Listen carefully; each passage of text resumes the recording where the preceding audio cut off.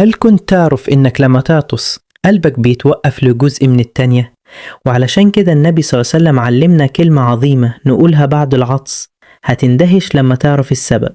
العطس مش حركة عشوائية، دي آية من آيات ربنا في جسم الإنسان. لما بتعطس الجسم بيطرد أي ميكروب أو جسم غريب من الأنف بسرعة رهيبة، والضغط في صدرك ورأسك بيتغير فجأة، وده بيخلي ضربات قلبك تتأثر لحظة بسيطة جدا.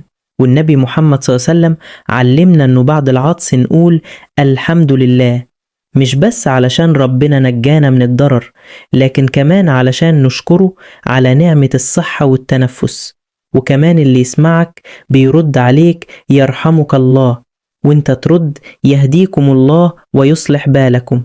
شوف الجمال، تجمع شكر الله والدعاء والألفة بين الناس. فالموضوع مش عادة، ده عبادة ومعجزة في نفس الوقت. اضغطوا على اللايك لو الفيديو عجبكم، واشتركوا في القناة وفعلوا زر الجرس. وشكرا لمشاهدتكم الجميلة.